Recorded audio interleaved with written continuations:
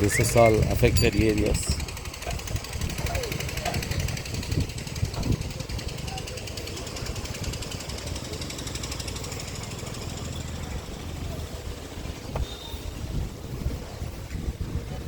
This is a house.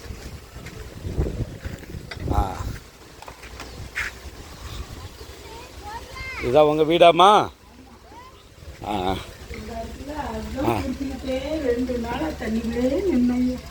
எது? அந்த துண்டை பிடிச்சிக்கிட்டு 2 நாள்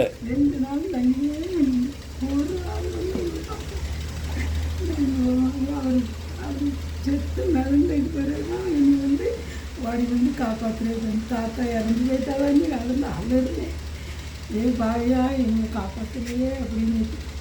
அதனால அவன் வந்து ஒரு பையன் வாடி வந்து இந்த டயரில் தூக்கி வச்சு பாட்டி தாத்தா இறந்துட்டாரு, நாங்கள் இப்போ எத்தனை பேரை தான் காப்பாற்றுவோம், நாங்கள் வர திண்டிட்டு அப்படின்ட்டு காப்பாற்ற 2 days they will be in the rain. And finally her husband passed away. And they will be holding there. And they will be in this flood. சேரில் தூக்கி விட்டாங்க அவங்கள. சேரில் தூக்கி விட்டு பிடிச்சிக்காங்க அப்படின்னு நான் அவங்க பிடிச்சிக்காங்கன்னு சொல்லணும்னாலும் நான் உள்ளே விழுந்துட்டேன், தண்ணிக்குள்ளே முங்கிட்டேன். முங்கின உடனே பயிர் பேரி நான் எழுந்துட்டு பார்க்கணும்னாலும் என் பொருளெல்லாம் ஒரு செல்லு எல்லாமே அவன் கீழே விழுந்துட்டு தேடுனா எங்கேயா கிடைக்கணும். இதுக்கு வந்துட்டுல தண்ணி இந்த இடத்துல இது வரைக்கும் வந்துட்டுல எனக்கெல்லாம் நிலைக்கவே இல்லை. எங்கள் வீட்டில் இவ்வளோக்கு நாங்கள் அதில் ஏறிட்டோம், அதுக்கு மேலே வந்துட்டோம்.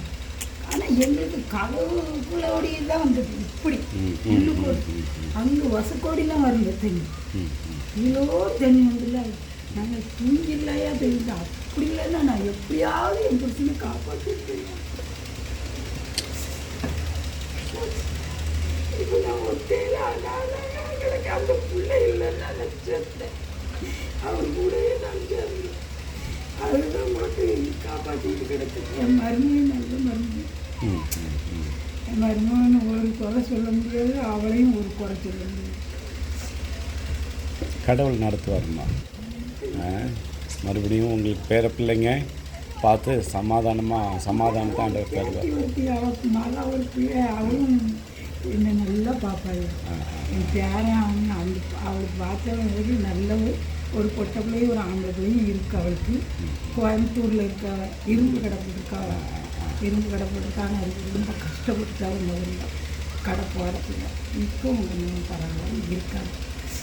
பிறகு ஐயா மகன் ஒரு பையன், ஐயாவை மாதிரி ஒரு பையன் கல்யாணம் முடிக்கல.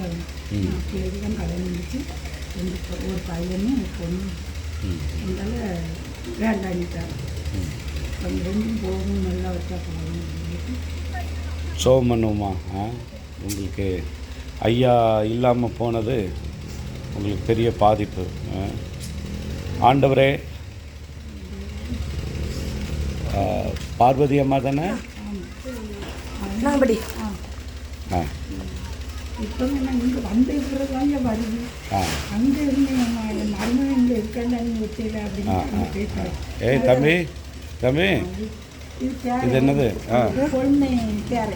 பேரனா? சரி சரிம்மா.